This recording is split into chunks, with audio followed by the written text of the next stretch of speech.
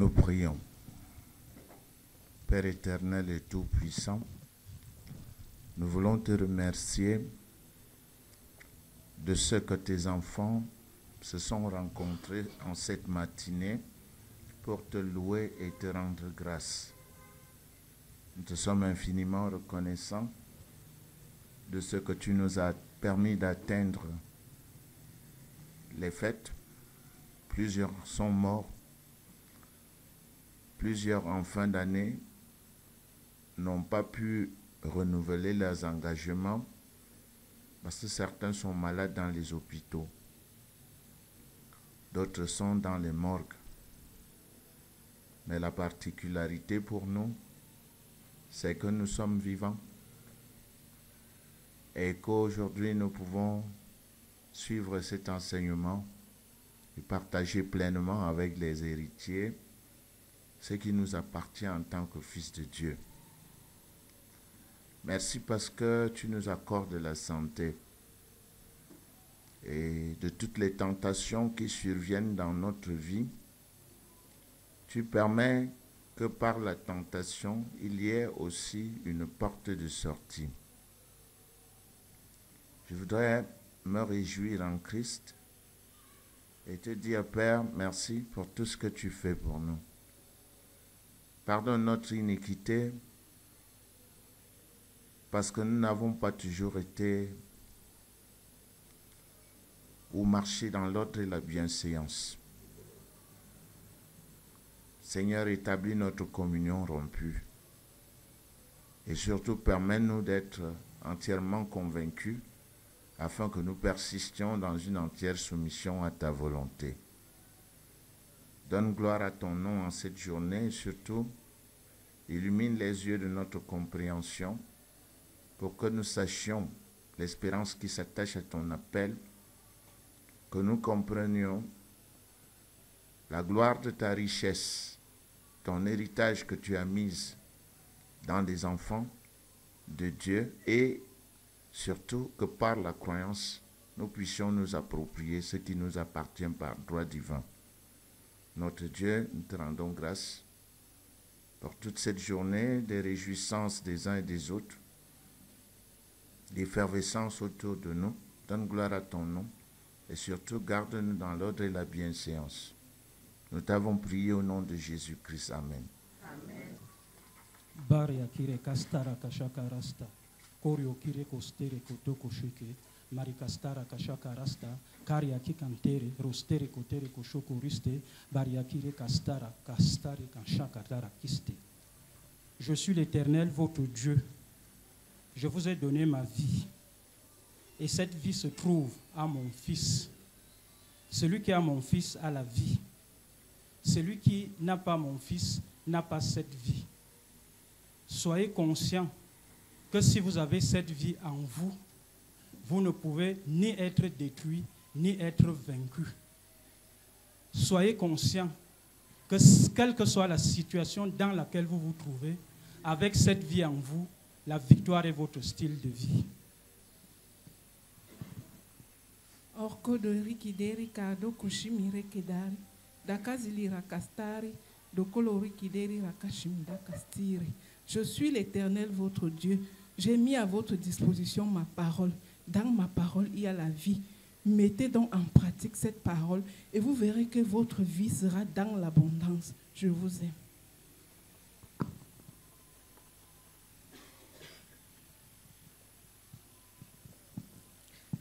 Bien-aimés, aimez-vous les uns les autres, car l'amour est de moi. Quiconque aime est né de moi et me connaît. Tournez-vous vers Christ et vous serez libérés de la culpabilité et de l'esclavage de Satan.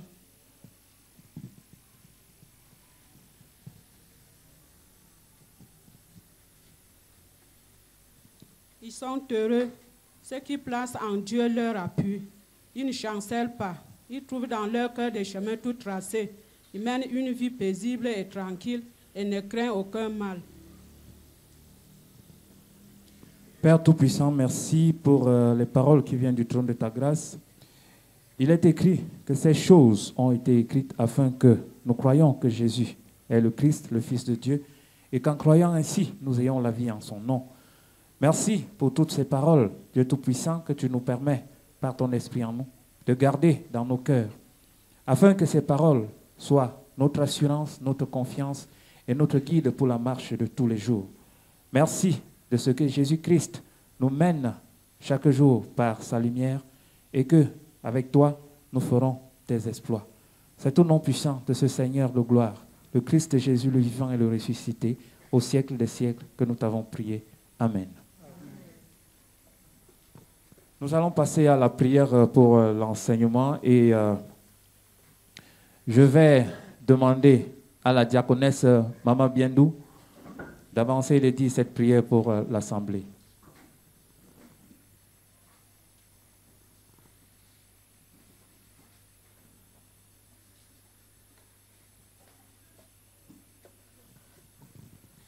Éternel Dieu de grâce, Dieu de bonté, Père de notre Seigneur et Sauveur Jésus-Christ, Papa, nous te bénissons et nous te rendons grâce parce que tu nous as réunis ici ce matin pour nous enseigner encore. Je te prie, notre Dieu et notre Roi, d'utiliser l'homme de Dieu, mon Dieu et mon Roi, afin que tout ce qu'il dira de sa bouche, mon Dieu et mon Roi, soit de toi au nom de Jésus-Christ. Ouvre nos oreilles, mon Dieu et mon Roi, et loin de nous tout esprit de distraction, afin que tout ce qui va sortir de sa bouche ce matin, mon Dieu et mon Roi, Papa, que nous le saisissons au nom de Jésus-Christ. Merci notre Dieu et notre Roi parce que tu disposes notre cœur à écouter, à mettre en pratique ce que tu nous enseigneras aujourd'hui. Au nom de Jésus-Christ, nous t'avons prié. Amen. Il est écrit dans le livre de Néhémie 8.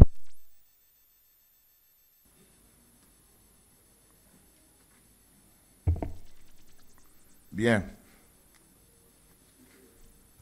La fête de Noël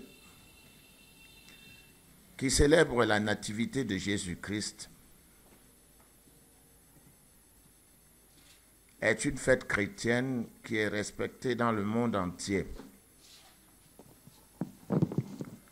En effet, à partir du début de la deuxième quinzaine du mois de décembre, tous les indicateurs économiques révèlent les préparatifs de cette fête, dont les festivités commencent dans la nuit du 24 décembre, laquelle nuit, selon la tradition chrétienne, représente le jour de la naissance de Jésus-Christ.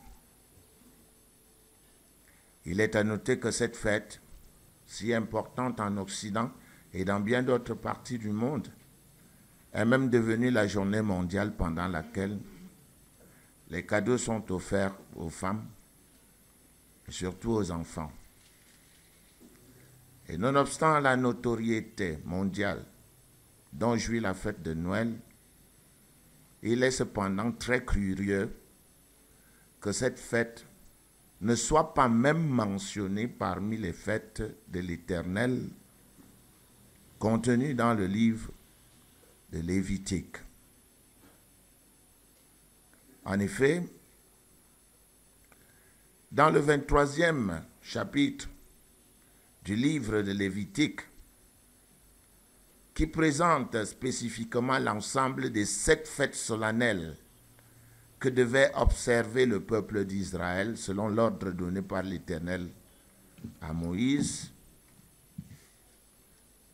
Bien évidemment, après leur avoir rappelé le sabbat, le 7e jour de la semaine, jour du repos, il leur recommanda 4 fêtes au printemps, en mars et mai, et 3 fêtes en automne, entre septembre et octobre. Je pense que dans une étude antérieure, le docteur Domkam Irénée avait présenté les fêtes de l'Éternel à la communauté, afin que les uns et les autres s'en instruisent.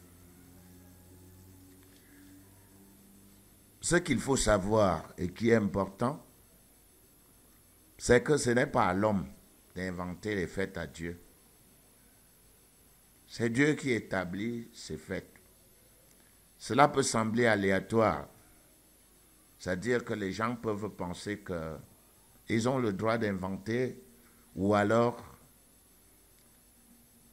d'organiser à Dieu des fêtes, mais les fêtes de Dieu ont une signification toute particulière. Chacune des fêtes. Il est important de savoir que chaque fête mentionnée parmi ces 7 fêtes représente un signe prophétique concernant la vie et le ministère du Seigneur Jésus-Christ. Ces signes dévoilent aussi le plan de Dieu pour l'Église, corps de Christ. Tout le plan de Dieu pour l'humanité est extraordinairement révélé par la nature et le calendrier exact de cette fête de l'Éternel que devait observer le peuple d'Israël. Et quiconque se donne la peine de réfléchir constate sans effort mental que le mois de décembre, qui représente l'hiver, la mort, est totalement exclu des fêtes de l'Éternel qui retracent fidèlement le parcours de Christ et son Église. Les mois concernés par l'œuvre de Dieu se situent dans le printemps. Et le printemps symbolise l'ensemencement, le commencement et la vie des plantes. Je crois que je vais m'attarder ici. Parce que quand on parle de printemps en Afrique, cela sonne un peu faux. Chacun de nous étant ce qu'il est, à cause de ce qui lui a été enseigné. Qui peut nous rappeler les saisons au Cameroun? Il y a combien de saisons au Cameroun? 4 saisons. Lesquelles? Pardon? 2 petites saisons. 2 petites saisons sèches? Non. Une petite saison sèche, une grande saison sèche, une petite saison de pluie et une grande saison de pluie. Voilà. Dans ce contexte, tout le monde comprend de quoi est-ce qu'il s'agit. Mais le Cameroun, c'est le Cameroun. Si nous avons une petite saison sèche, une grande saison sèche, une petite saison de pluie et une grande saison de pluie, en Méditerranée, là où est située la nation d'Israël, ces saisons ne sont pas les mêmes.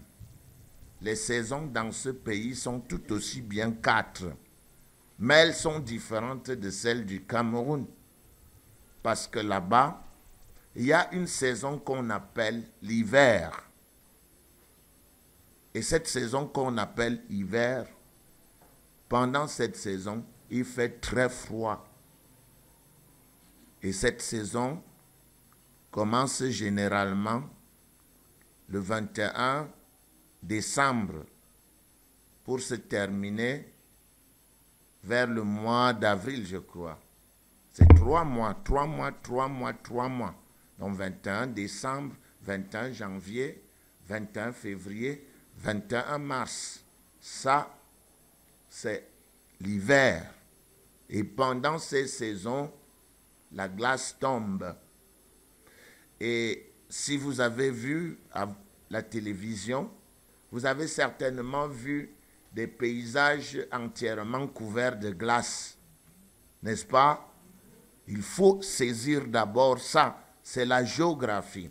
Nous aurons besoin de la géographie pour déterminer si Jésus-Christ est né en décembre ou non. Et puis, après les 3 mois pendant lesquels dure l'hiver, commence une autre saison qu'on appelle le printemps. Cette saison est la saison pendant laquelle la glace se fond partout. La terre devient ferme. Elle n'est plus couverte de glace. Les plantes recommencent à vivre. Et c'est aussi la saison pendant laquelle on ensemence le sol. On sème les fruits et autres. On sème les plantes. Et cette saison dure du 21 mars, c'est-à-dire 21 avril, 21 mai, jusqu'au 21 juin. Ça, c'est ce qu'on appellera le printemps. Et elle est une saison, c'est une saison assez douce, pendant laquelle il ne fait plus très froid. Il fait froid, mais pas très froid, comme en hiver. Et puis vous avez une troisième saison qui commence le 21 juin, 21 juillet, 21 août, 21 septembre. Cette saison s'appelle l'été. Et pendant cette saison, il fait très chaud. Quelquefois, vous avez des températures qui vont, dans certaines parties de la planète, à 40 degrés. Et enfin, vers la fin de l'été, commence une nouvelle saison qu'on appelle l'automne. Et elle dure 21 juillet, septembre, 21 août, 21 octobre, 21 novembre au 21 décembre. Fini l'automne. Si vous comprenez ces 4 saisons, alors vous pouvez déjà déterminer si oui ou non Jésus-Christ est né en décembre. Et je vais vous expliquer pourquoi. Nous avons dit qu'en l'hiver dure du 21 décembre au 21 mars. Ça veut dire qu'il fait très froid. Et comme nous allons le voir dans certains récits de Jésus-Christ, lorsqu'il parle de la fin du monde, il demande, compris que cela n'arrive pas en temps d'hiver, hein, comme quoi l'hiver est très dur. C'est une saison très rude. Et même si en Asie, cette saison-là n'est pas comme dans le nord au Canada, où on a des températures avoisinant moins 50 degrés. Moins 50 degrés. Ici, on peut quand même avoir 0 degré, quelquefois moins 5 degrés, comme dans tous les pays autour de la Méditerranée. Vous savez ce qu'on appelle moins 5 degrés? Le frigidaire, dans le frigidaire, il fait combien de degrés?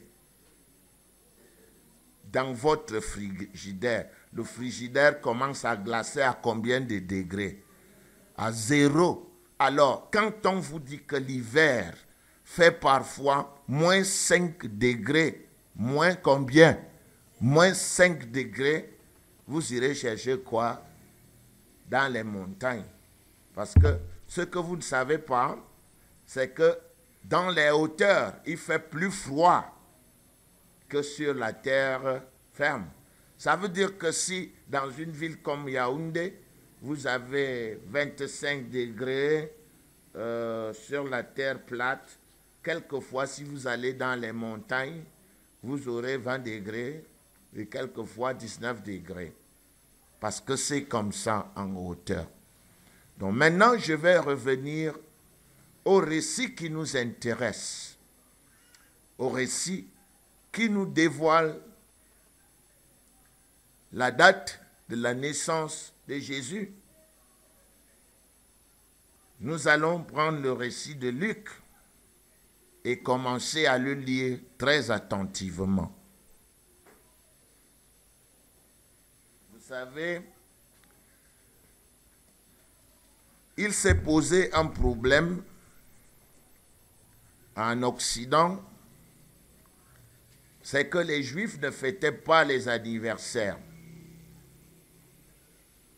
Parce que pour eux, ils considéraient que c'était des coutumes que seuls les païens respectaient. Mais vers le 2e siècle après Jésus-Christ, il fallait donc trouver une date à la naissance de Jésus-Christ. Et cette date-là n'était pas mentionnée clairement dans les évangiles. D'où il a fallu à l'époque que l'autorité qui s'était appropriée l'Église, c'est-à-dire Rome, par le biais de ses empereurs, fixe la date de la naissance de Jésus-Christ. Plusieurs dates ont été proposées. Il y avait le 6 janvier, il y avait le 25 mars, il y avait le 10 avril. Rome a retenu le 25 décembre. Donc c'est une date conventionnelle.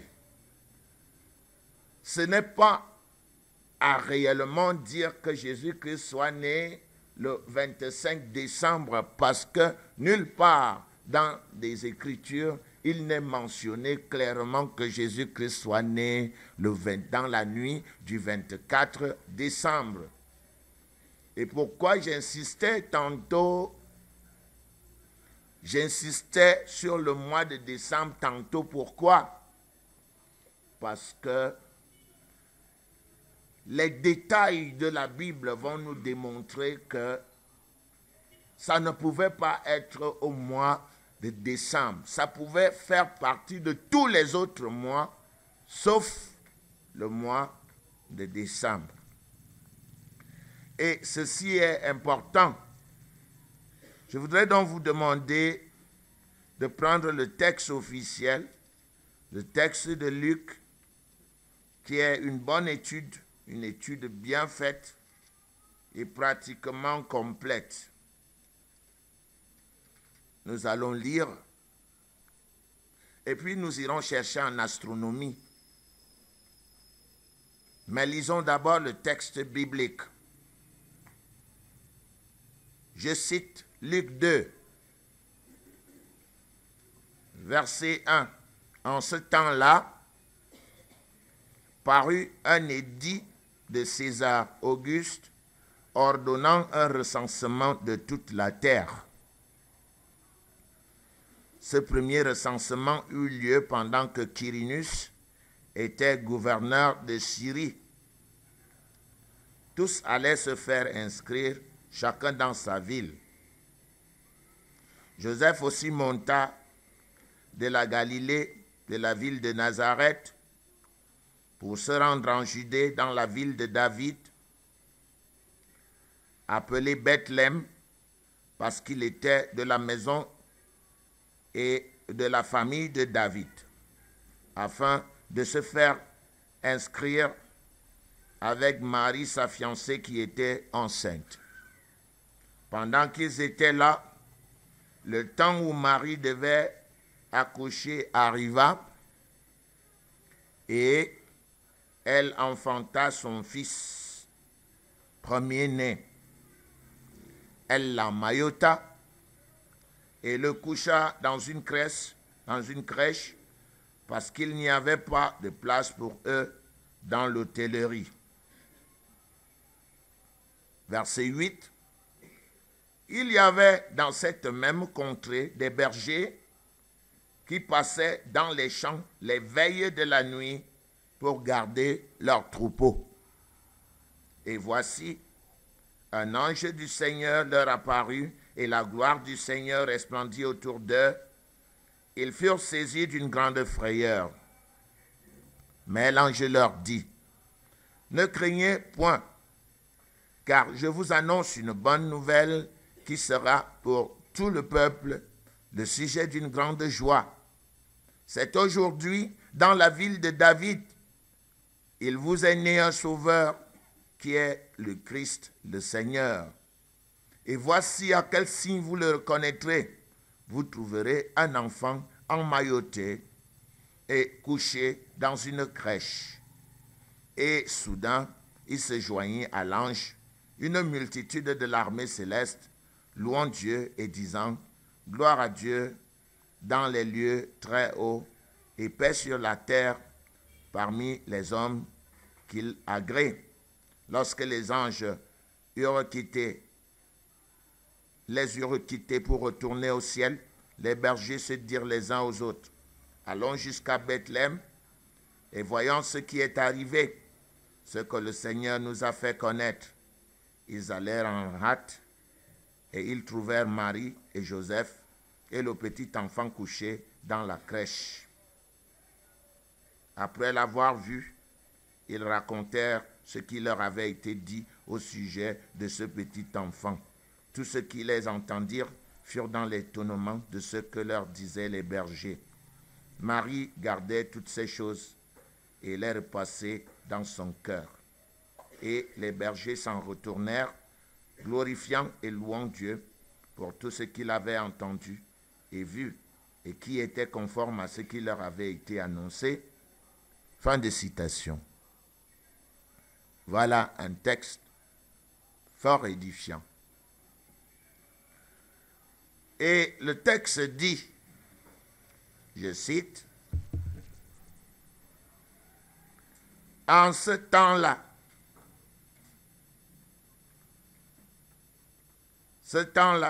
parut un édit de César Auguste. » Un édit est une loi.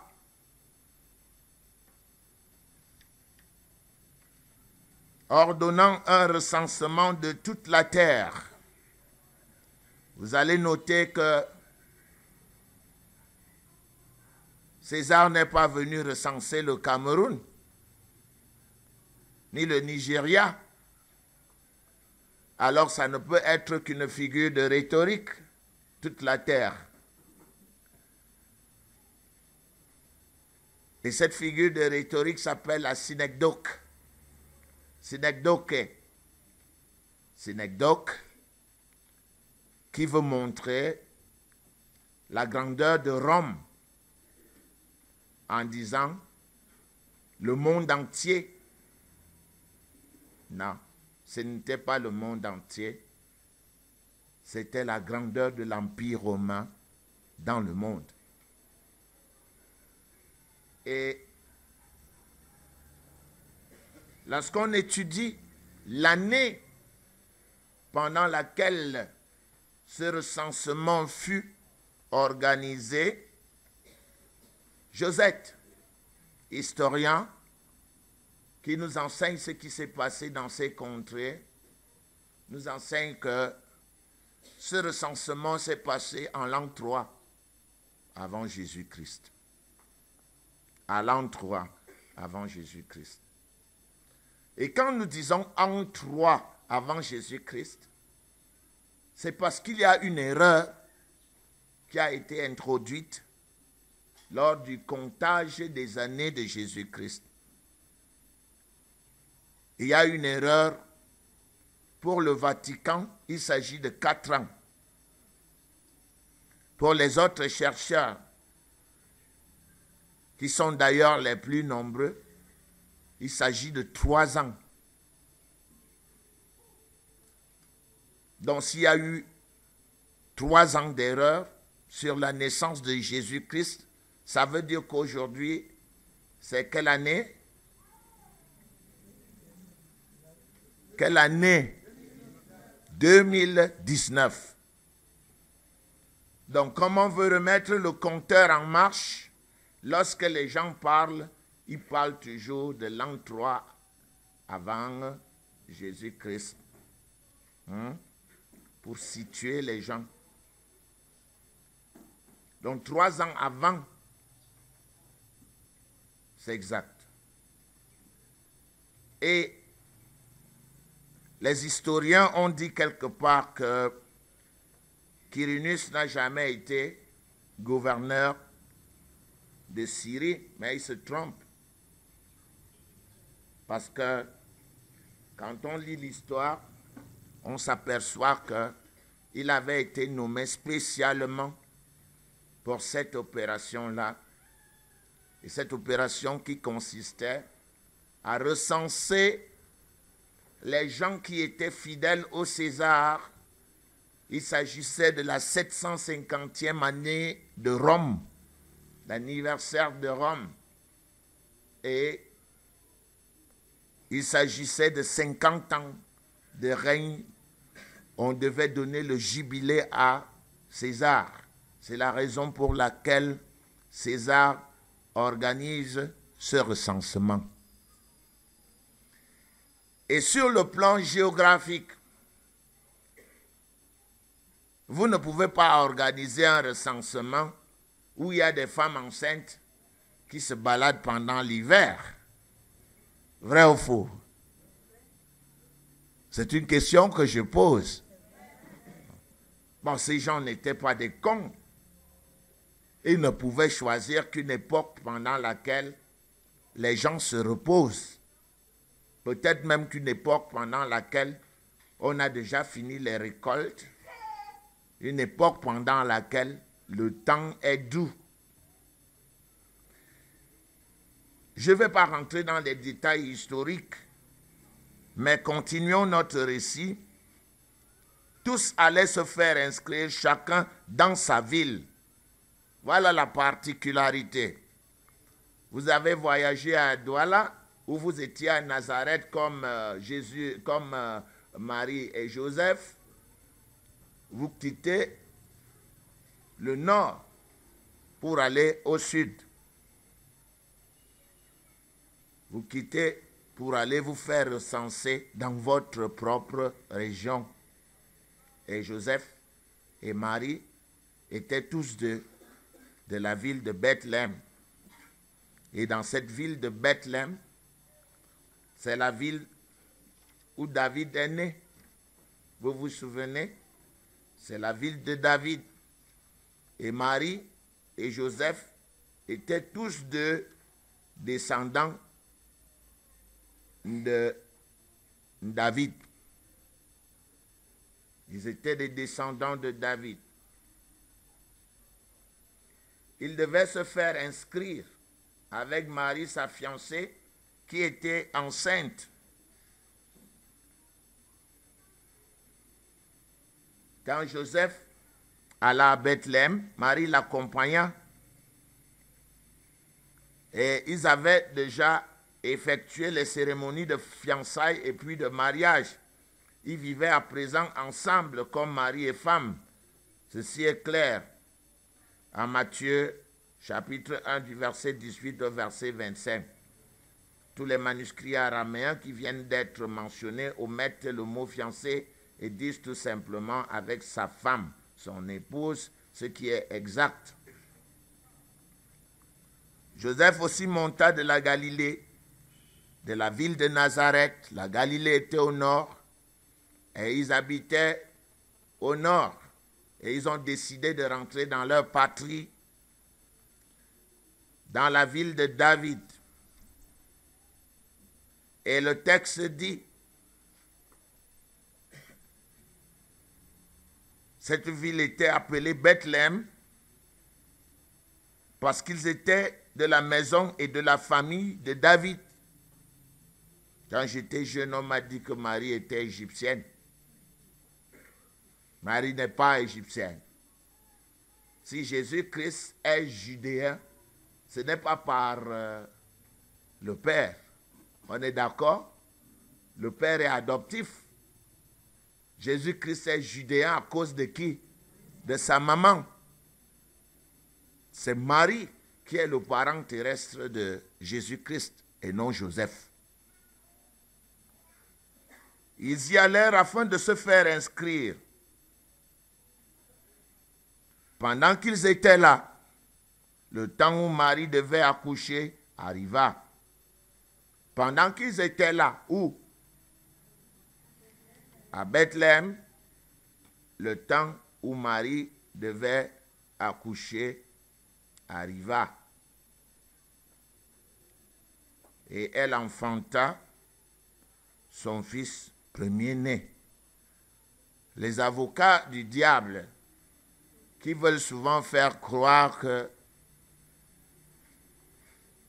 Jésus était le fils unique de Marie se trompent. Que dit le texte? Elle accoucha quoi? Si on dit premier-né, c'est pourquoi? Parce qu'il y a eu d'autres nés.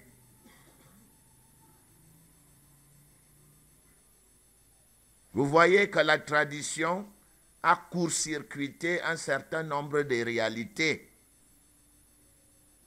Ils ont fait croire que c'est le sexe qui est mauvais, qui est le péché. Et ils ont fait dire que Marie ne pouvait pas avoir des rapports sexuels parce que pour eux, le sexe est un péché.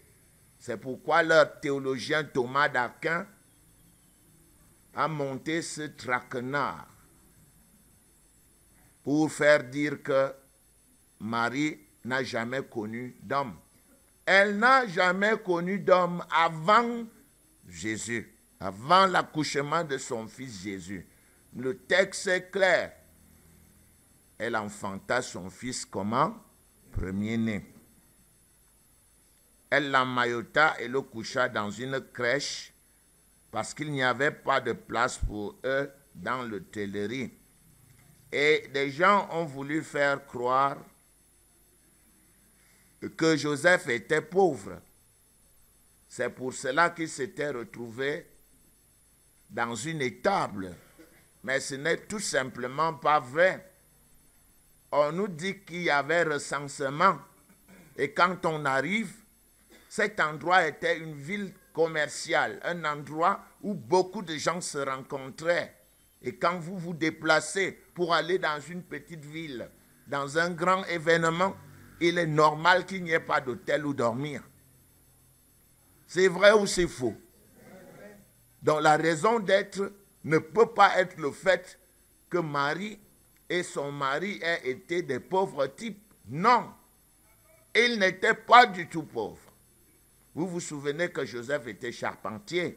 Il fallait être un grand technicien à l'époque pour pouvoir construire les toitures comme celles que les Juifs aimaient. Dieu les a instruits à avoir des toitures plates parce que la loi de Moïse ne voulait pas que des gens meurent en dégringolant sur les toitures. Il fallait donc être un fin technicien pour faire une toiture plate capable de supporter la glace de l'hiver. Peut-être qu'on peut faire les calculs chez nous sans tenir compte de cela parce que la glace ne tombe pas. Si vous avez une toiture comme celle-ci en hiver et que la glace y tombe, vous serez surpris. Combien de tonnes de glace peuvent descendre sur une toiture comme celle-ci?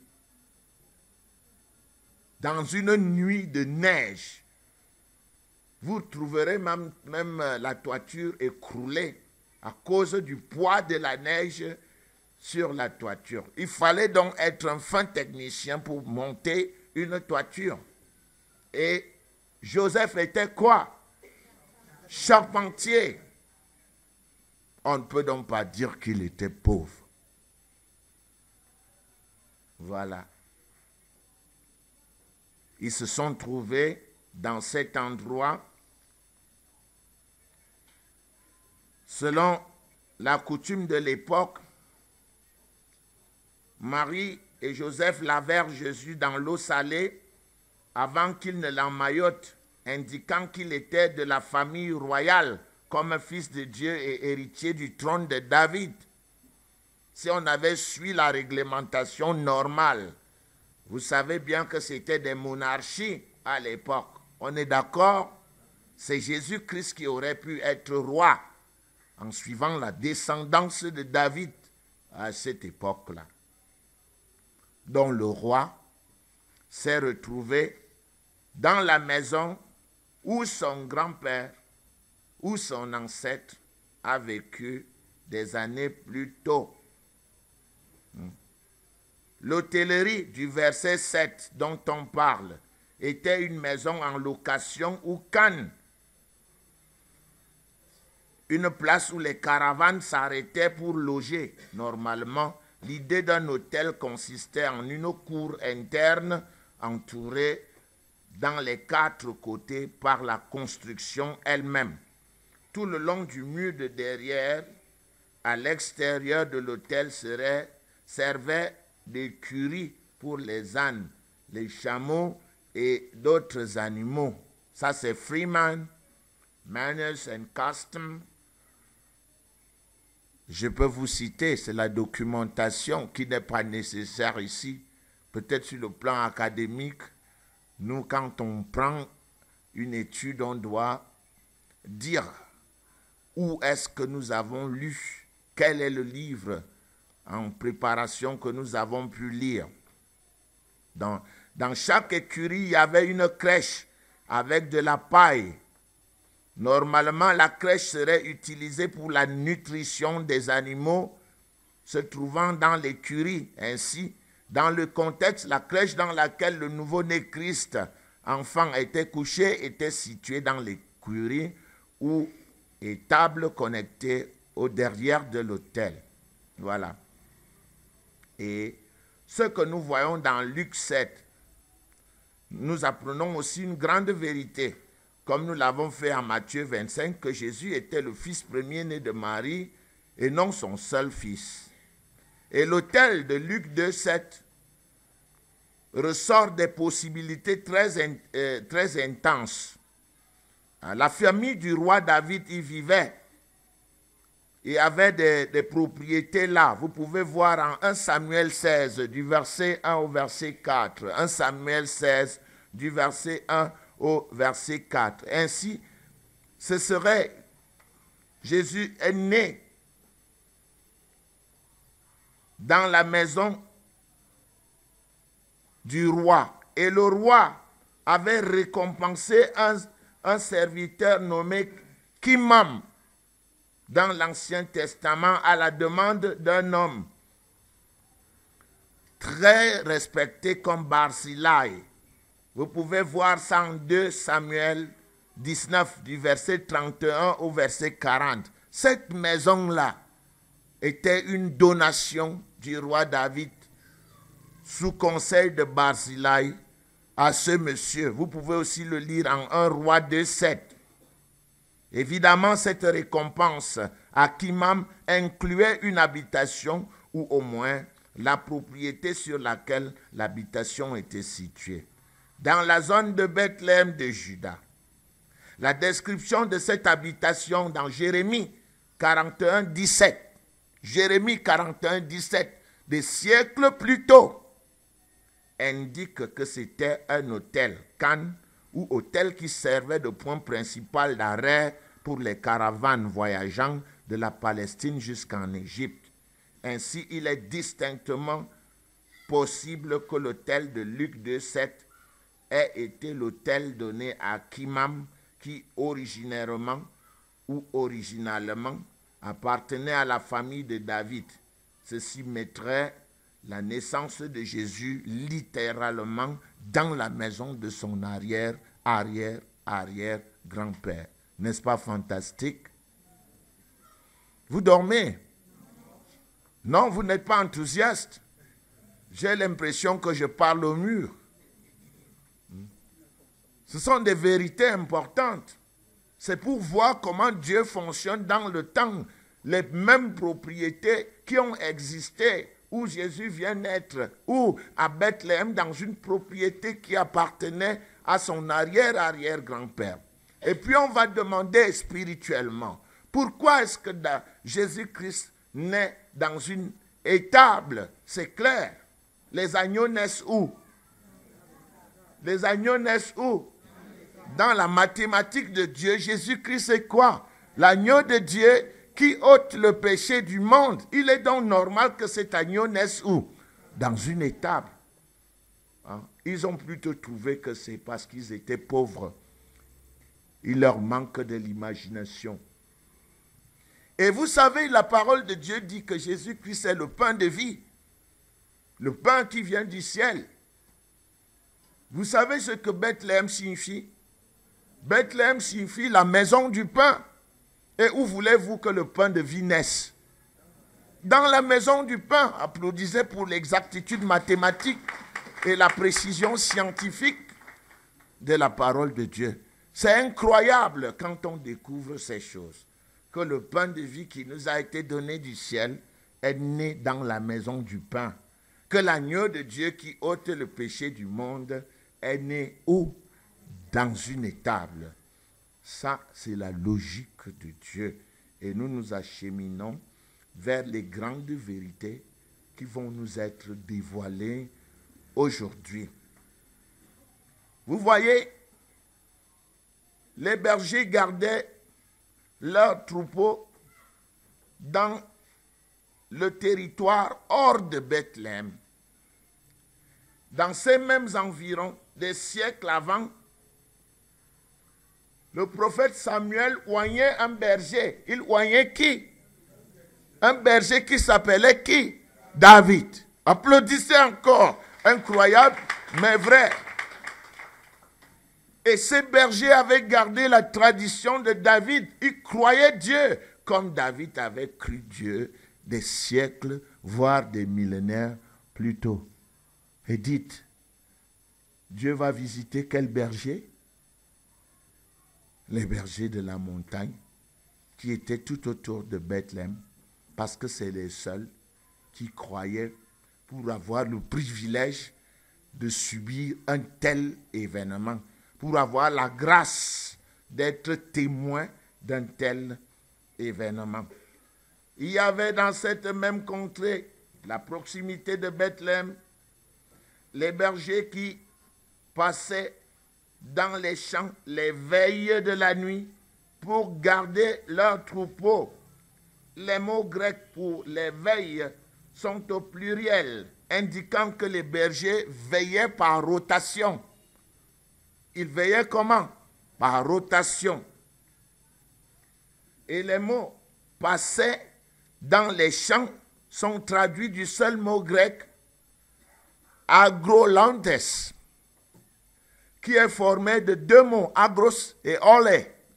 Agros peut être traduit par champ, mais il est fréquemment utilisé pour un champ cultivé pour l'agriculture. Agros, champ cultivé pour l'agriculture. Et le mot ole se rapporte à un territoire délimité en plein air, c'est-à-dire qu'on a mis des barrières autour. Donc alors, s'ils étaient dans un champ qui avait des barrières tout autour, ça veut dire qu'ils louaient les légitimes propriétaires de ces terres, louaient ces bergers pour qu'ils viennent passer du temps dans le but d'ensemencer. Comme quoi, l'agriculture en Israël n'a pas eu ces lettres de crédibilité ou lettres de créance aujourd'hui. Dès longtemps, ils connaissaient l'agriculture et ils savaient que le fumier des bêtes pouvait rendre les terres comment? Fertiles. C'est la raison d'être de ces bêtes-là. Les gens n'étaient pas en train de donner à manger aux bêtes la nuit. Les bêtes étaient dans les agros ole, où ces bêtes étaient utilisées dans la nuit pour ensemencer le terrain. Et il n'y a qu'un seul mois, une seule époque pendant laquelle les bergers étaient loués pour ensemencer les terres des légitimes propriétaires. C'était en automne, n'est-ce pas? Et nous avons dit que l'automne commence quand?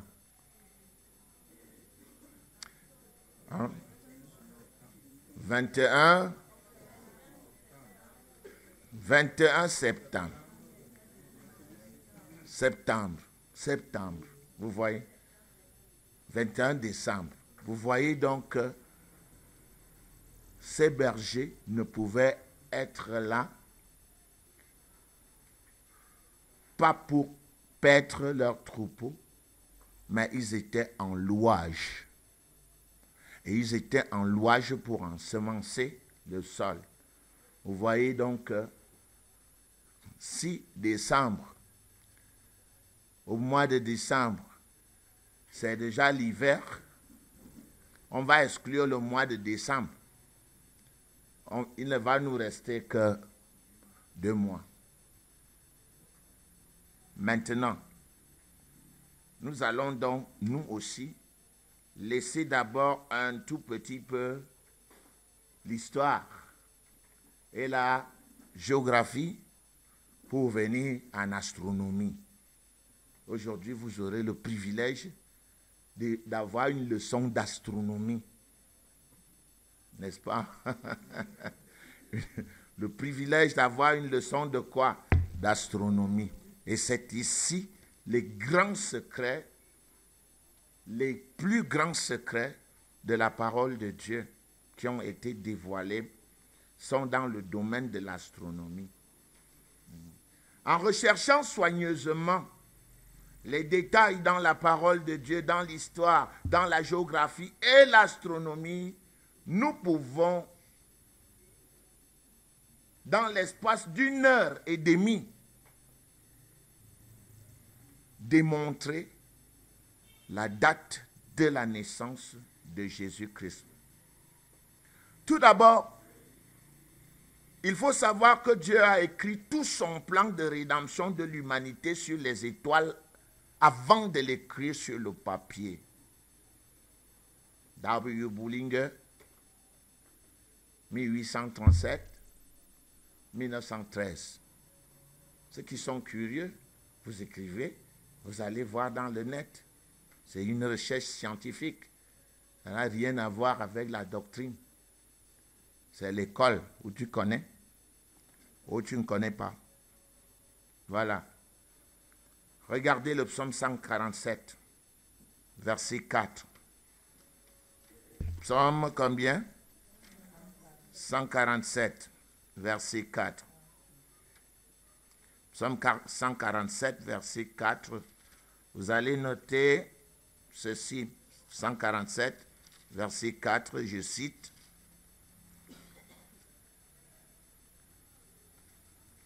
Il compte le nombre des étoiles, il leur donne à toutes des noms.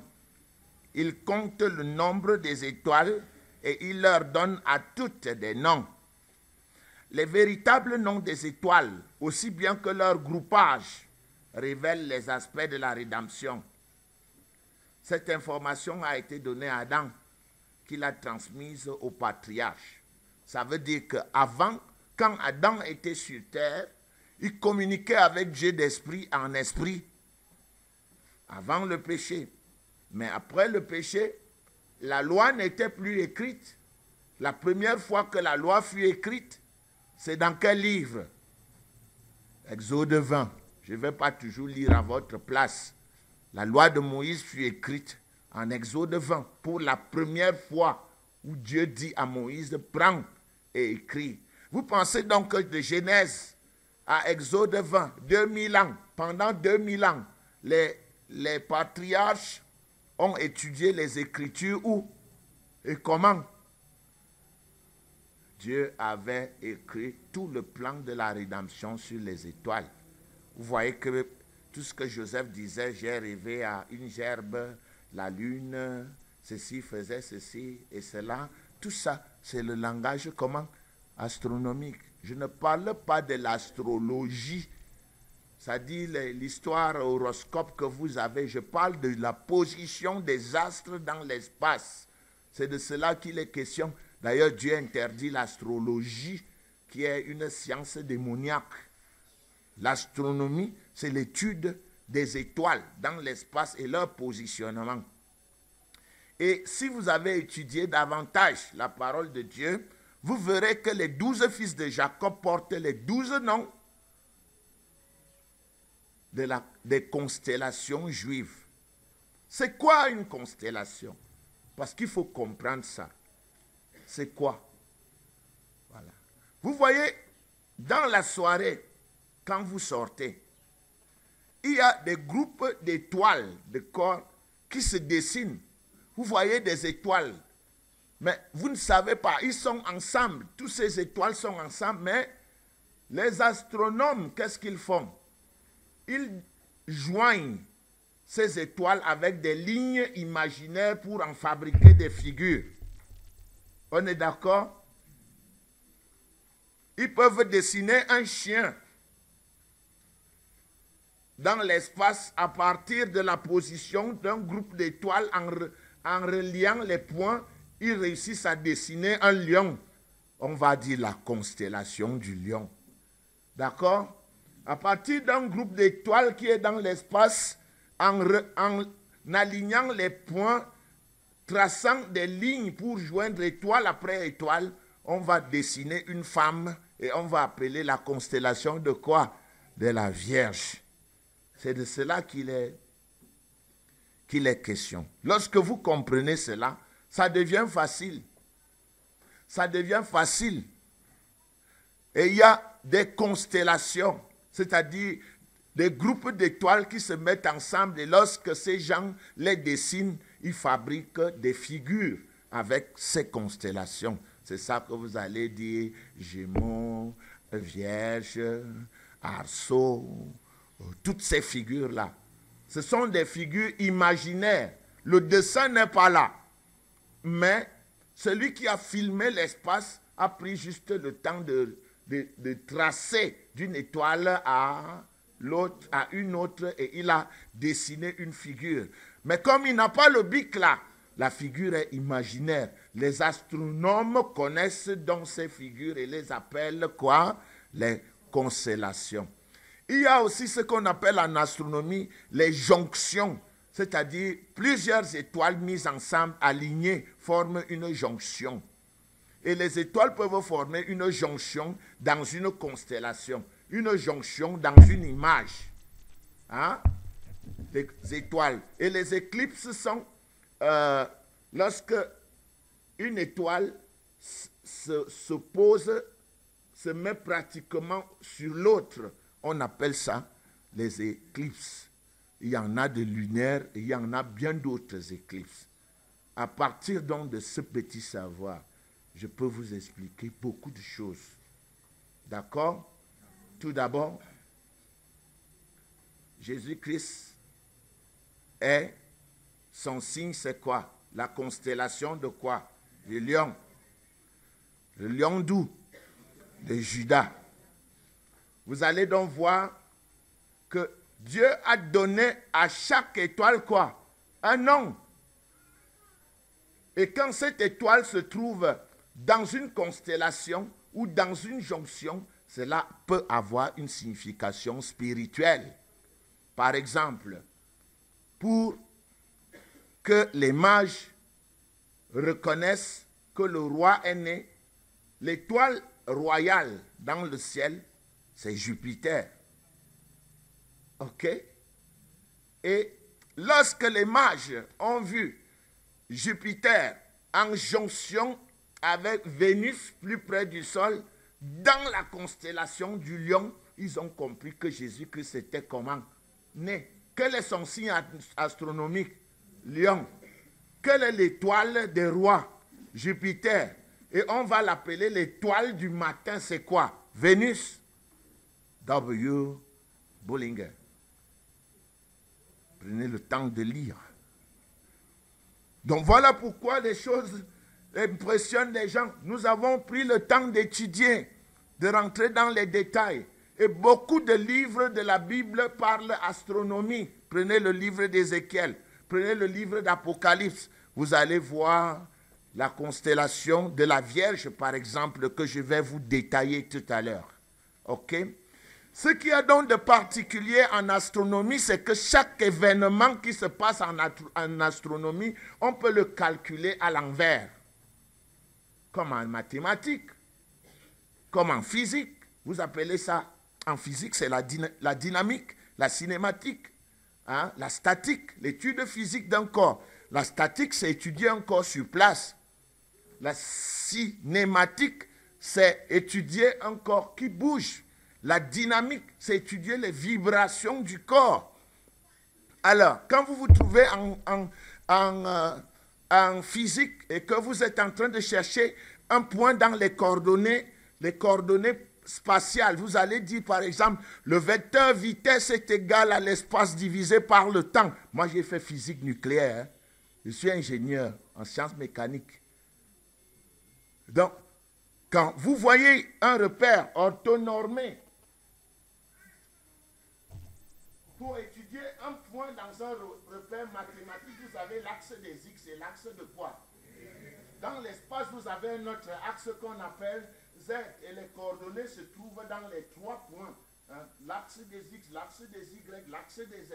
Donc vous pouvez dans l'espace, un événement qui s'est passé il y a des milliers d'années, puisque les étoiles ressortent avec la même vitesse, vous pouvez les resituer dans le temps. Voilà pourquoi les physiciens ont remis en place tous les événements qui se sont passés à l'an 3. Les astronomes les ont remis en place. Et lorsque vous voudriez Josette dit qu'avant la naissance de Jésus-Christ, il y a eu l'ellipse, un grand éclipse en cette époque. Et lorsqu'on étudie en astronomie, on trouve que c'était en l'an 3 que cette éclipse a eu lieu. On peut déjà situer l'an 3 comme une année qui a été très forte. Et en l'an 3, qu'est-ce qui se passe? Qu'est-ce que les mages voient dans l'espace? Les mages voient Jupiter, l'étoile royale, en conjonction avec Vénus dans la constellation du Lion. Et ils lisent, les cieux font quoi? Psaume 19. Les cieux racontent la gloire de l'Éternel. On est d'accord? Ils ont lu dans le ciel, l'étoile du roi, c'est Jupiter. On va l'appeler l'étoile du matin. L'étoile du matin, c'est quoi? Vénus, Jupiter et Régulus alignés sur Vénus dans la constellation du lion. Le lion étant le lion d'où? Le lion doit naître où? En Judée. Ils ont compris ce qui se passait. Ils ont commencé à chercher. Maintenant, il fallait qu'ils trouvent la ville. Et ils avaient étudié dans les textes qu'il devait naître où? À Bethléem. Et ils arrivent en Matthieu chez Hérode. Et Hérode prend le temps de faire quoi? De les questionner sur la durée, le temps pendant lequel ils ont vu l'étoile. Et comme eux, ils connaissent la signification astronomique, Hérode appelle les prophètes pour que les prophètes lui disent où naîtra qui? On lui dit que le roi va naître où? À Bethléem de Juda. Ce que les mages avaient vu. Et quand ils repartent, ils ont vu cette étoile la première fois, le jour de la naissance. Et maintenant qu'ils cherchent le lieu, l'étoile leur apparaît. Ce n'est pas une étoile magique, c'est une étoile scientifique que ne peuvent voir que ceux qui sont initiés dans le domaine de l'astronomie de l'époque. L'étoile avait toujours été là avec Hérode, mais ils ne voyaient rien. Mais ceux qui connaissaient la signification sur les étoiles, qu'est-ce qu'ils ont fait? Ils sont venus. Et Hérode sachant, et ce n'est pas un hasard, si Hérode a décidé de détruire les enfants de 2 ans à 0, c'est parce que Jésus-Christ se trouvait là, dans le compte là, exact. On est d'accord? D'accord? Si on est d'accord, applaudissons. Maintenant, ce qui va se passer, c'est que le livre d'Apocalypse dévoile le passé, le présent et le futur. Et nous allons voir maintenant la date de naissance de Jésus-Christ. Ils vont voir dans le livre d'Apocalypse 12. Vous êtes en Apocalypse 12? Regardez le texte d'Apocalypse 12.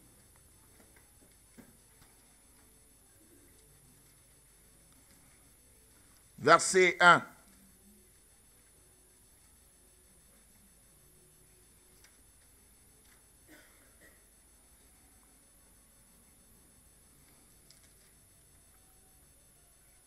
Un grand signe apparut dans le ciel. Hein? Zodiaque. Apparut dans le ciel. Une femme enveloppée du soleil. La lune sous ses pieds et une couronne de 12 étoiles sur sa tête. Ça, c'est la constellation de la Vierge. Et Dieu avait dit, elle est comment? Elle était enceinte et elle criait étant en travail et dans les douleurs de l'enfantement. un autre signe parut encore dans le ciel, et voici, c'était un grand dragon rouge, ayant 7 à 10 cornes, et sur ses têtes, 7 diadèmes, sa queue entraînait quoi? Le tiers des étoiles du ciel, et les jetait sur la tête, sur la terre. Mesdames et messieurs, cette constellation, dans le calcul des astronomes, en langue 3, cette constellation s'est affichée dans le ciel, en Palestine. C'était le 11 septembre, en l'an 3 avant Jésus-Christ, entre 6h18 et 19h49. Il y a 81 minutes entre lesquelles Jésus-Christ est né. Quel jour? Quel jour? Quelle année? Ce signe astronomique aligné tel qu'il est lu là, il est retracé scientifiquement le 11 septembre en l'an 3, entre 18h, 6h au coucher du soleil, parce qu'eux, ils comptent le jour à partir de quand? Du côté du coucher du soleil, ils comptent le jour à partir du coucher du soleil. Et, mesdames et messieurs, ce signe astronomique est apparu dans les cieux. Cet alignement astronomique, je vous ai dit, une constellation, c'est quoi? C'est plusieurs étoiles qu'on relie par des lignes imaginaires et forment quoi? Une figure, une image. Et cette image se retrouve dans le ciel le 11 septembre en l'an 3 avant Jésus-Christ, au coucher du soleil. Et scientifiquement, il est démontré que le coucher du soleil ce jour-là était à 6h18 minutes. C'est en ce moment-là que le soleil s'est couché. Et la lune s'est couchée à 19h49 minutes. Donc la naissance de Jésus-Christ se situe entre ces 81 minutes qui existent entre 18h18 minutes et 19h49 minutes. Sans l'intervalle là qui est là au milieu, mesdames et messieurs, Jésus-Christ est né là au milieu.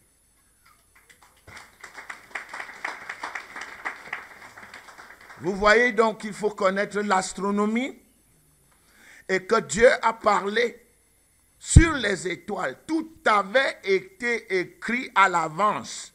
Je vous conseille de lire le livre de Jesus Christ, Our Passover de Dr. Victor Powell, ou bien de lire The Witness of the Stars de W. Bullinger, 1837-1913. Donc, chers amis, Jésus-Christ est né dans le mois de Tishri. Voilà pourquoi je vous parlais des fêtes de l'Éternel. Et la fête qui coïncide avec cet événement, c'est la fête des trompettes. En Israël, on sonnait la trompette une seule fois pendant le mois de Tishri. Mais le jour de la fête des trompettes, on sonnait la trompette pendant toute la journée. Vous voyez, ça veut dire que les anciens juifs comptaient l'année avant le mois de Nissan. On comptait l'année du 1er de Tishri au 1er de Tishri. Noé, son âge, on comptait 600 ans à partir du 1er de Tishri au 1er de Tishri. Adam ne peut pas être né en dehors de la même intervalle d'heures. Si Jésus-Christ est le deuxième Adam, ils sont nés à la même époque, le même jour, au même instant, au nom de Jésus-Christ. Ouais. C'est encore une fois quoi? La logique de Dieu. Vous avez vu? Le pain de vie est né où? N'est-ce pas? L'agneau est né où? Le roi naît quand? Le jour de la fête des rois. Et le jour de la fête des rois tombe avec la constellation de la Vierge dans le soleil, tombe avec la fête des trompettes, tombe avec tous les grands événements qui se sont passés dans la Bible, se sont passés pendant ce mois. N'allez donc plus dire que Jésus-Christ est né le 25 décembre. Le 25 décembre, qu'est-ce que les bergers iraient chercher dans les montagnes avec leurs animaux? Non. Le 25 décembre, ils sont plutôt dans des parcs cachés. C'est merveilleux, c'est pas merveilleux? Applaudissez donc fort.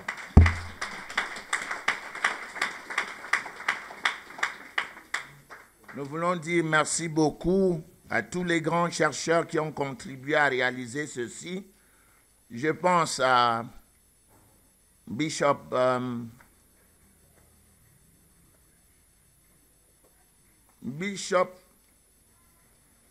il est l'auteur de tout Babylone, les 2 Babylone.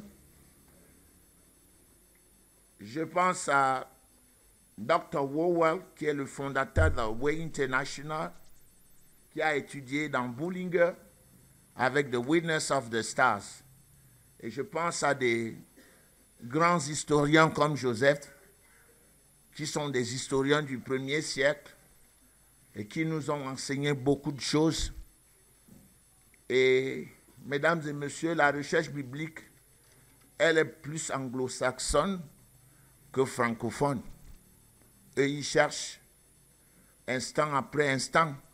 Je vous souhaite aussi d'être de bons chercheurs et de tomber dans la potion magique qui est la parole de Dieu. Elle est d'une exactitude mathématique et d'une précision scientifique. Que Dieu vous bénisse au nom de Jésus-Christ.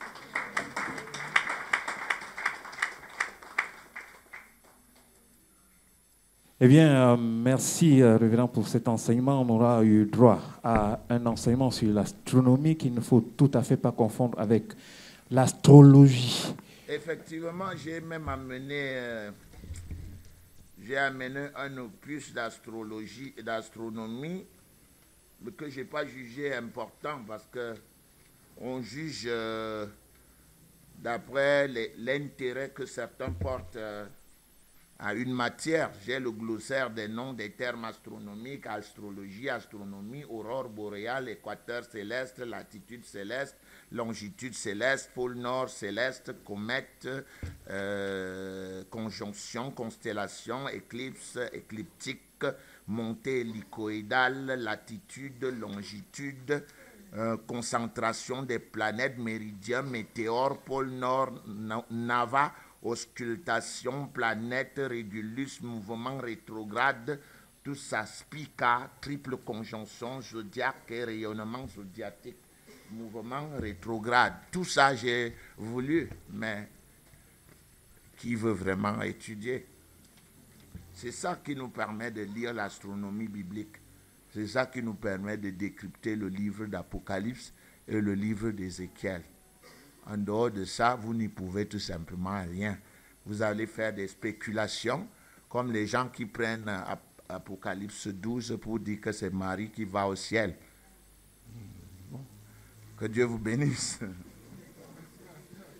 Eh bien, en espérant que, en croyant que les chercheurs vont naître pour continuer de garder cette flamme afin que nul n'en ignore. Je vais inviter ici Maman Boko à se lever. C'est vrai qu'elle rumine encore un peu l'enseignement de tout à l'heure, mais nous allons lui demander de se lever pour dire la prière afin que les bribes d'astronomie, surtout parce que c'est ce qui a été ce matin comme élément nouveau, que cela reste véritablement dans le cœur et qu'en lisant la parole de Dieu, qu'on garde cela en esprit. Nous prions. Éternel, notre Dieu, notre Roi, nous te sommes reconnaissants ce matin parce que tu nous as encore donné la connaissance à travers la bouche de ton oint. Nous te rendons grâce, Père, pour le plan de salut de l'humanité que tu as préparé pour nous. Nous te sommes reconnaissants de ce que Ce plan débute par la naissance de notre Seigneur Jésus-Christ. Merci donc de ce que Dieu, tu nous as montré ce matin, que tu as tout planifié, même à travers les astres, pour éclairer des hommes de Dieu, pour éclairer tes enfants, pour nous donner la compréhension sur la naissance de notre Seigneur Jésus-Christ. Cette naissance qui a été lue, même à travers les astres. Nous te disons merci de ce que Dieu, tu nous donnes la sagesse, tu nous donnes le courage de nous mettre à l'étude de l'astrologie afin que nous puissions maîtriser, que nous puissions comprendre davantage tout ce que tu as pu mettre sur pied pour faire naître notre Seigneur de gloire. Nous te rendons donc grâce, Dieu, parce que c'est toi qui nous remplis de ta sagesse. C'est toi qui nous donnes le courage, Père éternel, de nous atteler à l'étude de cette parole pour mieux comprendre les événements. Nous bénissons ton saint nom, Père éternel et tout-puissant, pour cet enseignement qui nous a édifiés. Nous te disons merci. C'est au nom puissant de notre Seigneur de gloire, Jésus-Christ, que nous t'avons prié. Amen.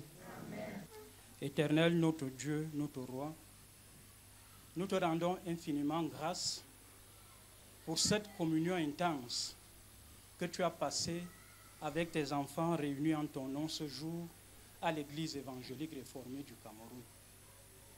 Éternel, notre Dieu, notre Roi, il est écrit que tes bontés ne sont pas épuisées, que tes compassions ne sont pas à leur terme, parce que tu les renouvelles chaque matin. Nous te rendons grâce de ce qu'aujourd'hui, au cours de cette communion avec toi, Éternel, notre Dieu, notre Roi, tu as renouvelé l'amour que tu as répandu dans nos cœurs. Et tu permets qu'à notre tour, Éternel, notre Dieu, notre Roi, nous répandions cet amour dans la vie de tous ceux qui nous environnent, dans la vie de tous ceux qui nous sont chers et même dans la vie de tous nos ennemis, au nom de ton Fils Jésus-Christ. Nous te rendons grâce, Éternel, notre Dieu, notre Roi, de ce qu'au cours de cette communion, tu as renouvelé toutes les bénédictions spirituelles en Christ dont tu nous as bénis dans les lieux célestes. Et tu permets que nous soyons un canal de bénédiction pour tous ceux qui nous environnent, au nom de ton Saint-Fils Jésus-Christ. Éternel, notre Dieu, notre Roi, tes enfants à présent vont se séparer. Je te rends grâce de ce que tu libères le ministère des anges en leur faveur. Tu disposes les anges derrière eux comme un mur de protection. Tu les disposes devant eux comme des guerriers puissants pour nous conduire jusque dans nos domiciles respectifs, au nom de ton Saint-Fils Jésus-Christ. Éternel, notre Dieu, notre Roi, je voudrais à présent te présenter, et cette semaine qui va commencer, et même cette nouvelle année qui va commencer, au nom de ton Saint-Fils Jésus-Christ. Je te rends grâce de ce que tu permets que par ta vie, ta nature et ton esprit qui sont en manifestation en nous, tout au long de cette année, que nous marchions dans la domination et la victoire de Christ sur le ministère du diable, à savoir la mort, le vol et la destruction, au nom de ton Saint-Fils Jésus-Christ. Je te rends grâce, Éternel, notre Dieu, notre Roi, de ce que tu permets qu'au cours de cette année, Éternel, notre Dieu, notre Roi, nous marchions dans la domination et la victoire de Christ sur la contrefaçon de la destinée divine dans nos vies au nom de Jésus-Christ. Tu permets que nous nous emparions, que nous approprions, Éternel, notre Dieu, notre Roi, l'original, l'authenticité de la destinée divine que tu as établie en faveur de tes enfants avant le bouleversement du monde, au nom de ton Saint-Fils Jésus-Christ.